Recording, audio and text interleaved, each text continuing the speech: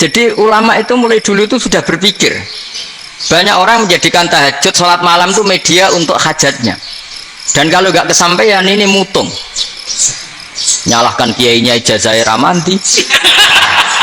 Macam. Daripada ngono ora usah apa? Tahajud turu.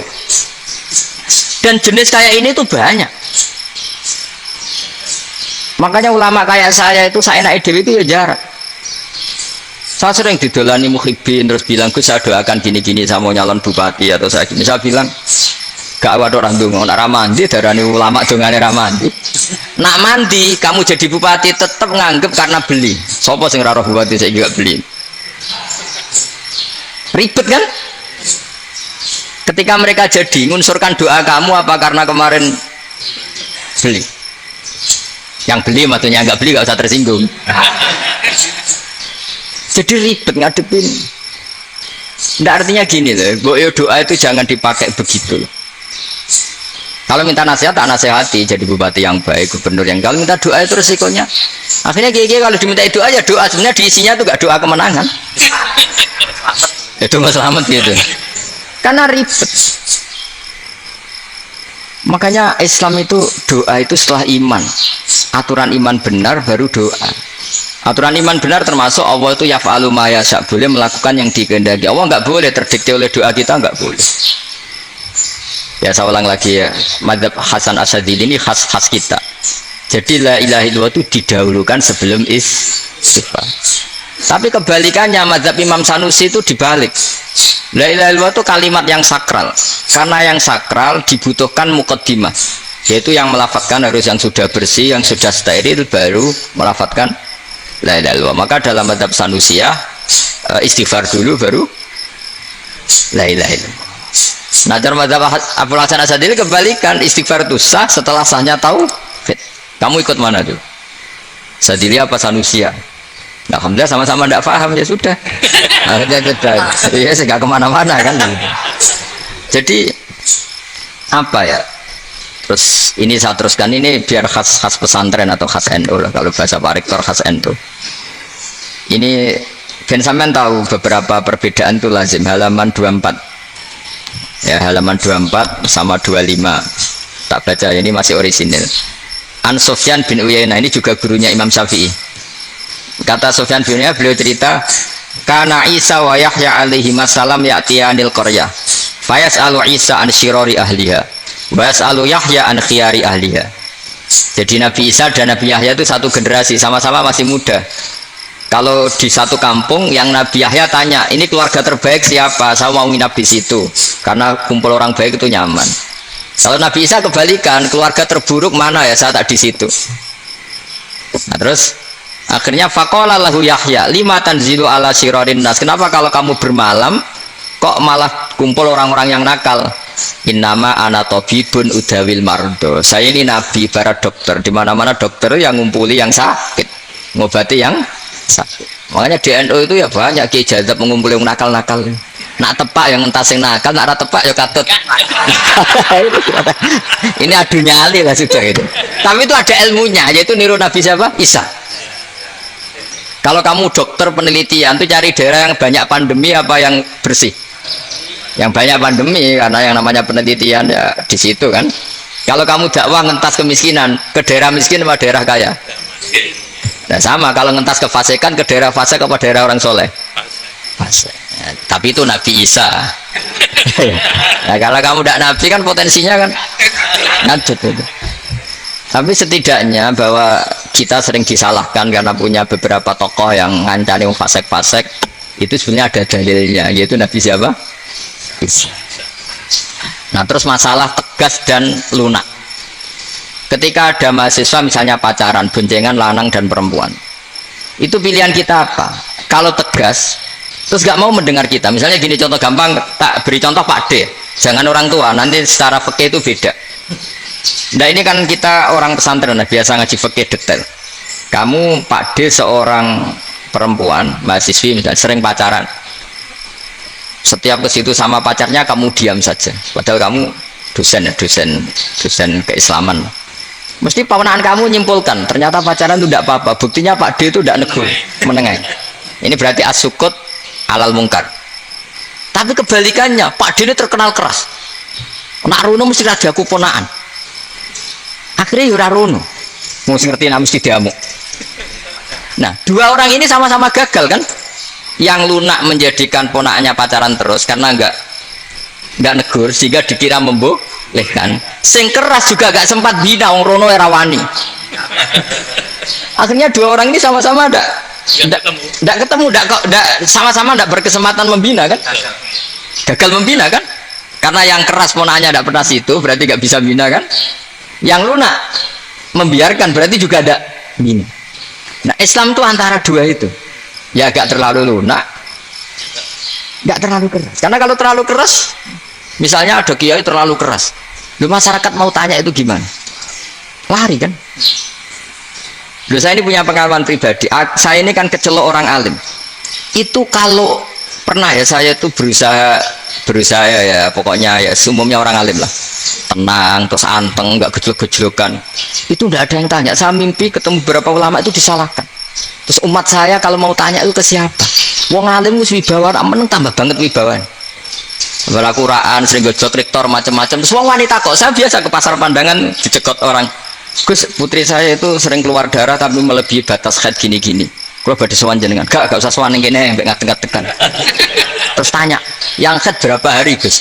Ya supaya rudat ilal adat sebelum dia punya penyakit istihadah itu berapa? 6 hari ya sudah, kembali 6 hari lainnya mustahadah, tetap sholat tetap normal. Tapi kalau sawi bawa mau pasar go tasbih dulu iku mesti wong salaman njaluk donga yakin. Tapi baru kayak rada uraan ketemu wong-wong, dol pening ndi? Maaf pening ndi? Gus beneran Gus ketemu jenengan kula wingi badhe tuwa kok. Ini tanya. Jadi uraanku itu amdan. Enggak sampai asli. Uraan. Karena ada uraan lah tetap tidak wibawa kan. Jadi baru kayak uraan itu ya banyak. Saya itu kalau ngantor di Jogja itu banyak orang yang tanya. Ya biasa tuh tanya macam-macam. Karena saya uraan.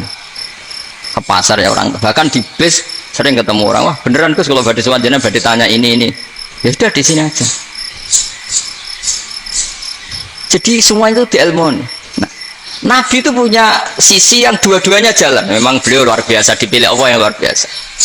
Nabi ketika wibawa itu banyak sahabat yang bahkan mengenali wajahnya aja tidak bisa. Ka'anna ala ru'usihim at-thair. Bayangannya seakan-akan di kepalanya itu ada burung yang takut saking antengnya. Tapi Nabi sekali mengeluarkan job, sekali santai, itu sahabat tanya itu sampai yang nggak pantas ditanyakan. Nabi saya tadi kumpul istri saya tapi tidak enzal itu wajib mandi ndak. Aro'aita law anna ahadana ya'ti imra'atahu wa lam yunzil. Itu ya ditanyakan. Nabi mun kumpul ya betul saged enzal sepundi. Guys betul lagi. Terus ya ada yang tanya macam-macam. Ini saking ada sahabat dipanggil Nabi tambah lari, dipanggil lagi tambah lari. Panjenengan nyeluk pas kalau kumpul bojo kula. Lah kula kuwatir jenengan orang suci, saya belum mandi, makanya saya lari. Nabi ngendikan innamal mukmin thahir, ya nak masalah ketemu kiai ra apa-apa ijek junub. Sementing kok nak salat ya adus sik. Tapi Nabi sekali pakai mazhirul jalal, tapi pakai wibawanya itu orang nggak berani ngomong. Tapi sekali Nabi rileks, itu orang bisa tanya apa saja, termasuk halal yang nggak pantas. Lalu ada sahabat itu tanya lucu, tanya Maimunah. Maimunah itu ya cantik tapi sudah agak tua lah. Maimunah, ya umal mukminin, hukumnya ngambung bojo pas Ramadan piye? Wah gak roh aku, gak tahu diambung kan Nabi pas Ramadan. Tanya sauda, malah orang-orang diambung kalau sauda itu kan istiwa itu.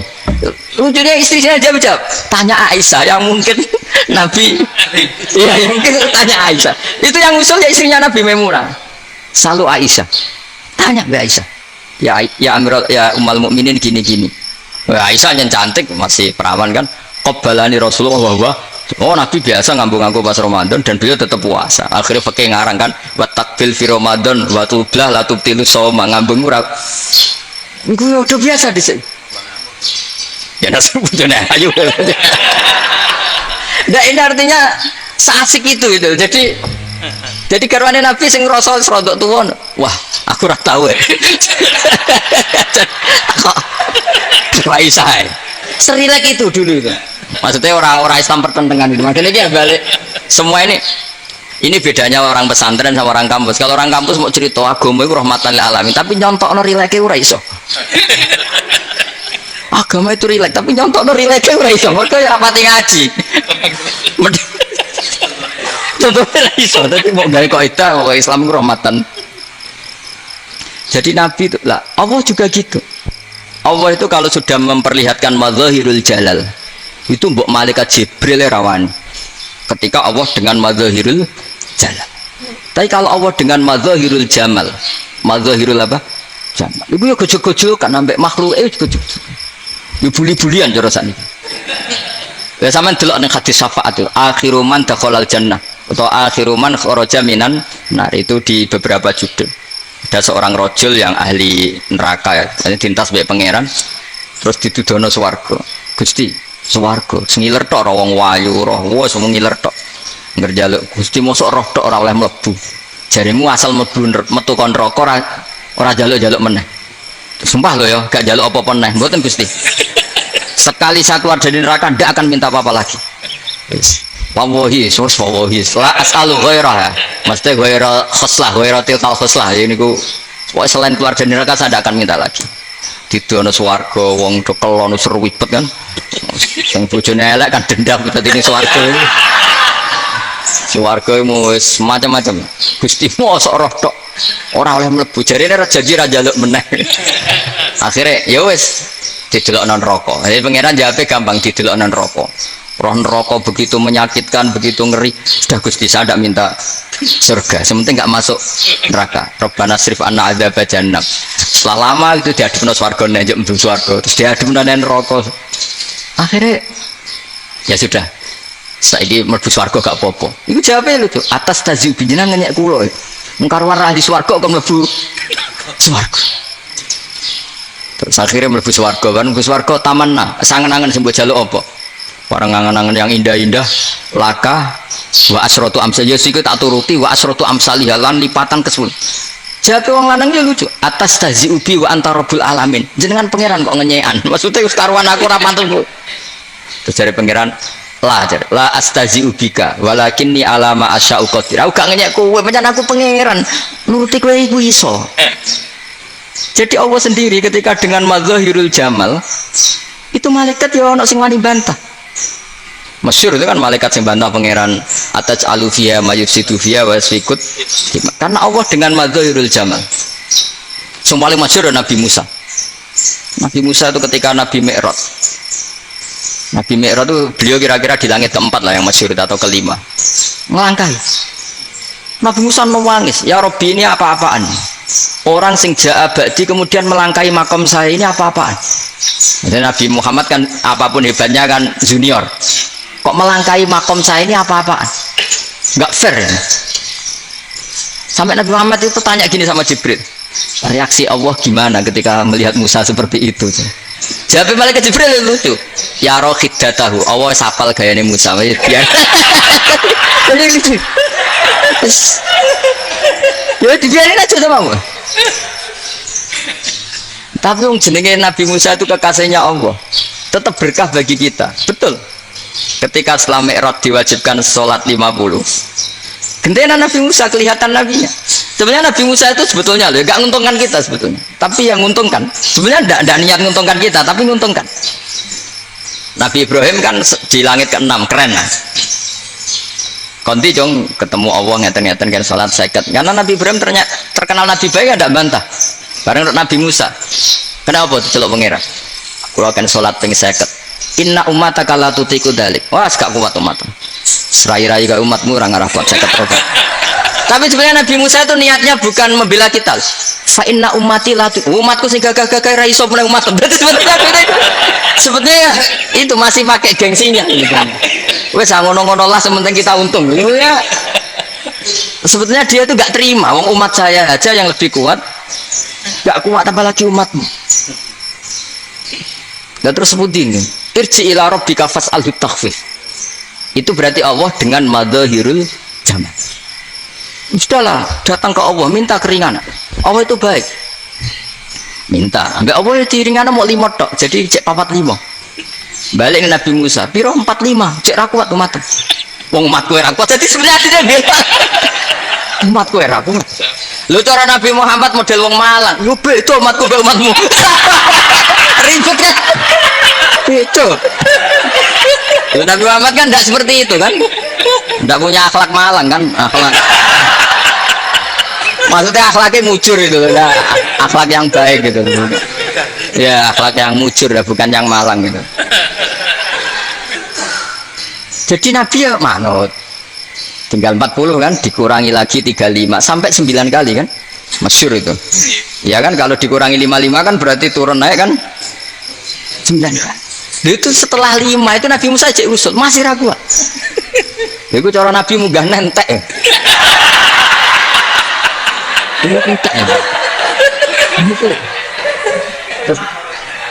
Iya, doa tuntas betul. Bebas. Terus munggah ada laupun. Ngapain itu? Akhirnya Nabi Muhammad sudah sampun ya kalimah Allah. Saya ini malu sama Allah. Sudah 9 kali dan diturutin terus. Jadi Allah kalau dengan madzahirul jamal itu Nabi Musa biasa nego sama Allah. Tapi ketika Allah dengan madzahirul jalal itu Nabi Musa enggak berani. Yaitu di hadis syafa'ah. Hadis syafa'ah ketika manusia datang ke Nabi Adam, ya tuna Adam. Ya Adam anta abul basar ngene isfa'li ana inda rabbik. Kamu saya minta mensafaati kita. Nabi Musa, Nabi Adam inna rabbi qad ghadibal yawma ghadaban lam yaghdab qablahu mislah wa la yaghdab ba'dahu mislah. Ini Allah sedang murka besar dan tidak akan murka seperti ini lagi. Sudah saya tidak berani, nafsi. Nabi Ibrahim enggak, termasuk Nabi Musa ketika di itu ya enggak berani. Karena Allah dengan madzahirul jalal. Itu Nabi Musa enggak berani. Sudah saya sendiri itu pernah salah. Yaitu saya membunuh seseorang yang enggak disuruh oleh Allah membunuh itu. Yang pas jotosi orang Kipti. Akhirnya datang ke Nabi Muhammad. Pas ke Nabi Muhammad Allah dengan madzahirul jamal. Apa dengan madzahirul jamal sampai Kanjeng Nabi ngendikan analah saya akan memintakan syafaat kalian. Terus fa ahmadu rabbi bima hamida allamaniha rabbi. Saya muji Allah dengan pujian-pujian yang orang lain tidak tahu, hanya saya yang diajari, kata Rasulullah. Ya di sini menurut banyak ulama termasuk kitab yang saya baca, kenapa Muhammad sebagian namanya Ahmadu? Itu dari af'al tafdil eva Muhammadun Ahmadu min ghairihi. Muhammad Rasulullah itu kalau muji Allah di atas cara mujinya Nabi yang lain. Jadi Ahmadu bukan dari fi'il mudhari' lil mutakallim tapi dari af'al apa? Tafdil. Fa Muhammadun Ahmadu min ghairihi. Bahwa Kanjeng Nabi Muhammad sallallahu alaihi wasallam itu cara mujinya Allah di atas pujian para nabi. Makanya di sini Sayyid Ali Zainal Abidin kalau muji hamdal hamidin wa fauqa hamdil hamidin. Jadi pujian saya ini di atas rata-rata cara mereka apa? Memuji. Yaitu sirinya apa? Nabi itu tahu bahwa akhirat itu tidak bisa batasi Allah. Kamu tidak bisa nyemprit Allah. Allah, ini akhirat loh. Amal sudah tidak manfaat. Ingat itu. Tidak bisa seperti itu. Allah itu nggak bisa tunduk sama konstitusi yang bernama akhirat. Artinya Allah meskipun di akhirat tetap duwe hak yaf'alu ma yasa atau yaf'alu ma yurid. Nggak bisa kamu terus wah ini akhirat amal ra iso dikirim wong mati, amal ra iso dikirim. Yo pangeran kok mbok atur. Kalau kita yang mengirimkan tidak bisa, tapi kalau Allah tetap bisa. Makanya ada kiai mengatakan untuk qadar ra iso dirubah, itu kamu. Makanya ada seorang kiai ditanya, untuk qadar ra iso dirubah sekali dicatat selesai. Jadi kiai tadi, tapi nak Allah iso. Dalile apa yang huwa ma yasha wa yusbit. Nah Allah ya iso, sing ra iso kan kita. Nah, Nabi itu tahu betul meskipun akhirat itu Allah masih bisa dinego saking baiknya. Akhirnya Nabi sujud, masyhur itu terus, ya Muhammad irfa' ra'sak wasal tuta wasa'tu safa. Semat sirahmu angkat, kujo apa tak turuti. Terus semenjak itu Nabi minta apa? Artinya apa? Ketika Nabi lain berpikir bahwa akhirat ini membatasi amal karena sudah Nabi tahu betul kalau Allah tetap Allah yang enggak terbatas kekuasaannya, enggak terbatas rahmatnya juga saat di akhir. Makanya disebut fa Muhammadun Ahmadu min ghairihi. Makanya wa mubasysyiran bi rasuli ya'ti min ba'di ismuhu Ahmad. Jadi makanya terus banyak GNO yang macam-macam lah. Sing potongane wedi itu hati. Itu berarti makome madzhirul jalal. Ana sing amen guyon nek makome madzhirul jamal. Ana sing ra jelas ngene iki, sing jelas. Nak guyu buanter kok nak nangis yo buanter. Jebule urusan utang ini sudah yang udah. Jadi makanya yang rileks saja. Sebenarnya agama ini santai, rileks. Karena agama ini harus bifarohin wasururin. Nggak boleh agama ini dibawa dengan kekerasan, dengan antisosial. Karena agama ini harus kul bi fadlillah bi rahmati fa bidzalika falyafrahu, harus senang, harus rileks. Makanya saya jadi kiai itu senang takutnya gini. Sekali saya tidak senang jadi presiden buruk. Ternyata jadi wong alim ora enak. Itu contohnya. Sampai merengut terus uripe susah. Nanti orang tidak berani jadi orang alim. Makanya saya buktikan bahwa saya lebih bahagia di bang rektor. Nanti orang yang jadi rektor semua ingin jadi orang alim. Saya pernah ketemu sekian rektor di Jogja, tanya, Gus, kenapa jenengan bela-belain pesantren sampai segitu? Kan keren kampus NU, sekarang ada Unisma, ada NU Jogja, ada NU Jepara gini. Tak bilangin gini, sampai rektornya itu istighfar kan? Saya bilangin gini, ini sekaligus tak kasih tahu ini rektor Unisma ini. Tak bilangin gini, andai kan tidak ada kiai kayak saya itu Islam bisa tutup katanya. Kok bisa Gus? Misalnya ada perempuan haid faqal adat. Itu kalau untuk tahu hukumnya haid daftar dulu ke Unisma. Daftar dulu kan? Setelah daftar nunggu pelajaran haid. Baru tahu haid setelah 3 tahun dari masalahnya. Tapi baru kayak kiai ketemu saya di jalan, Gus anak kula nu haid ngeten-ngeten mboten normal hukumnya piye? Oh, hukumnya ngene dibalekno ning adat. Ora usah registrasi, ora usah daftar. Jadi ya harus ada istighfarnya lah. Unisma juga harus istighfar, semuanya harus istighfar. Karena ada sisi yang nggak mewakili kebutuhan Islam. Tapi saya sebagai kiai juga istighfar. Karena fakta hukum mengatakan yang boleh jadi KUA yang jabat, yang boleh kemenak yang punya gelar. Dan ini yang mengawal Islam secara undang-undang karena mereka yang bikin. Nah, karena kiai tidak punya gelar tidak bisa jabat di situ. Saya juga istighfar. Jadi tidak sampai untuk yang istighfar. Karena yang kebutuhan ini terwakili yang punya gelar. Tapi yang punya gelar juga harus istighfar tadi. Mosok kepen roh hukum haid dengan ini kuliah se. Ngentek itu aja nanti nunggu guru yang pas mata pelajaran itu. Ya, terus kapan dia ini sholat jawabannya belum ketemu. Tapi baru kayak saya kan ketemu di jalan tanya. Terus saya sering ketemu. Terus saya ini bapak angkat. Mau nikahkan putri saya itu gimana itu kalau cerita wali sebenarnya anak saya sok, kalau nggak cerita nggak sah karena saya bapak angkat. Itu banyak. Hanya tak akali ya sudah wali yang sebenarnya taukil pada hakim tanpa diketahui, tapi hakikatnya itu taukil hakim. Itu kan tidak gampang. Dan tapi kalau tanyanya di kampus registrasi dulu, daftar dulu, baru tahun berapa ada pelajaran itu? Iya kan? Semester 5 ya?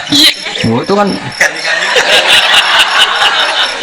Jadi jangan kira terus sistem Unisma itu yang terbaik di dunia, tidak juga kan? Tidak juga. Dan sistem-sistem yang lain maksudnya lain. Tapi sistem kiai loh, Mbah Mun juga sering pesen saya, kowe kudu seneng pegawai negeri ya. Piye sing jaga agama pegawai negeri. Kemarin pas acara 7 harinya Gus Roba sama matur itu di depan para kiai. Setelah saya jadi kiai ya itu nyata. Islam di Papua, di NTT yang bawa siapa? Dokter negeri.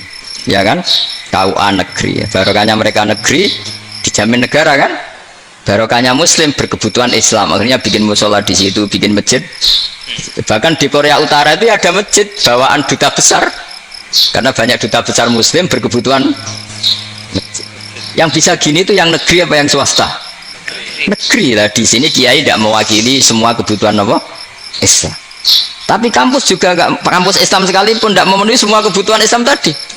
Masa orang tanyakan nunggu semester berapa tadi? Semester 5 masih daftar dulu. Nunggu pelajaran itu. Payahnya pas ketemu dosennya, saya udah pernah kan ribet kan? Dosennya cowok gitu kan. Jadi sudahlah, makanya ini. Iya, makanya ini kan bentuk kearifan. Jenengan ngakui fungsi kiai kayak saya itu bentuk kearifan. Saya juga ngakui jenengan ini butuh kearifan. Saya sering didolani KUA itu. Itu rata-rata ya didikan kiai. Kompilasi hukum Islam itu banyak ya, janda cantik. Contohnya harus cantik, kalau jelek nggak mungkin terjadi kan. ada janda cantik kebetulan suka kawin tapi takut zina. Saya ulang lagi, suka kawin tapi takut. Itu seringnya gitu Pak Rektor. Jadi dia kawin bosen, bilang ke KUA, Pak saya sekarang mau nikah sama ini. Loh, tapi kamu mau punya suami. Ya tapi kan gak tercatat Pak. Itu KUA-nya rata-rata itu nggak berani. Meskipun nggak tercatat, karena secara fikih meskipun nggak tercatat tetap dia seorang perempuan yang bersuami, maka nggak boleh nikah sama orang lain. Jadi coba kalau nyun sewu KUA hanya ngikuti hukum formal, yang penting di catatannya nggak punya suami, ya dinikahkan saja kan. Tapi mereka enggak, karena didikan kiai nggak berani. Artinya gini, kalau hanya pro hukum catatan sipil, maka ini dinikahkan bisa karena nggak tercatat. Tapi secara hukum santri nggak bisa dong menikahkan perempuan sing dadi zaujin yang punya. Dan ini barokahnya kerjasama yang baik. Jadi di masyarakat itu tertanam didikan kiai, nggak boleh nikahkan perempuan yang bersuami. Tapi di KUA ngikuti hukum formal. Dan di Indonesia itu KUA itu rata-rata konsultasinya ya sama kiai. Sehingga ya nggak berani akhirnya, meskipun aku udah mlebu rokok mbak, gak iso. Dan itu banyak. Saya ulang lagi ya, makanya ini kan pesantren itu nggak boleh mati. Orang kiai-kiai kayak saya nggak jelas-jelas itu harus lebih jelas lagi. Karena ini yang on time, yang online, yang siapa saja bisa tanya. Saya itu SMS saya itu nggak punya HP WA. HP jadul itu SMS-nya tiap hari tak berapa. Orang yang tanya dari Kalimantan, dari Aceh. Gus di kampung saya ada masjid 2 itu yang Samana, ada yang dari orang perkotaan. Gus di perumahan baru ada masjid, yang Jumatan baru orang 12, sah enggak? Ya langsung saya jawab, sah. Dalilnya ini. Ya sudah. Nah, tapi kata Imam Syafi'i gini, harus orang 40, itu madzhab Syafi'i, dalam madzhab yang lain gini-gini. Itu kalau tanya rektor itu kan ribet, masuk ajudan dulu, asisten dulu, aja.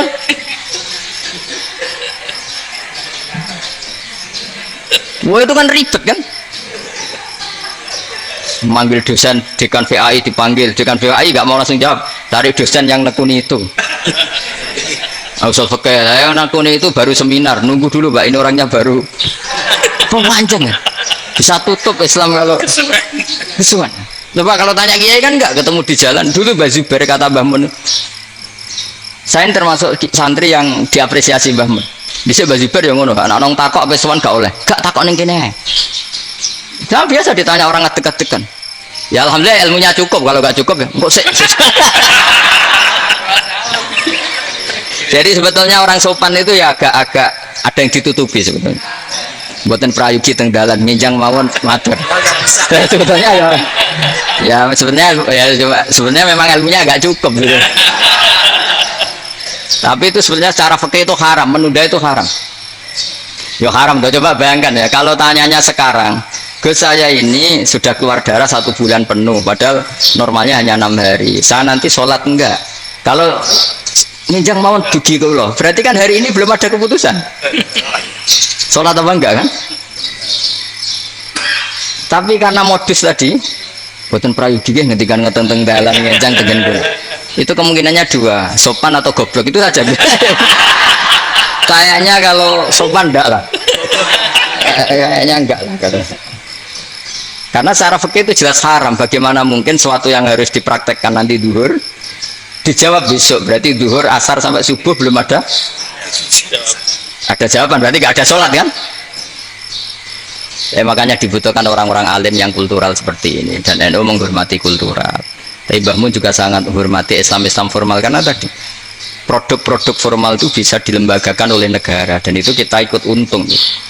Makanya Mbah Mun itu kalau punya tamu KUA, punya tamu polisi sampai pejabat itu.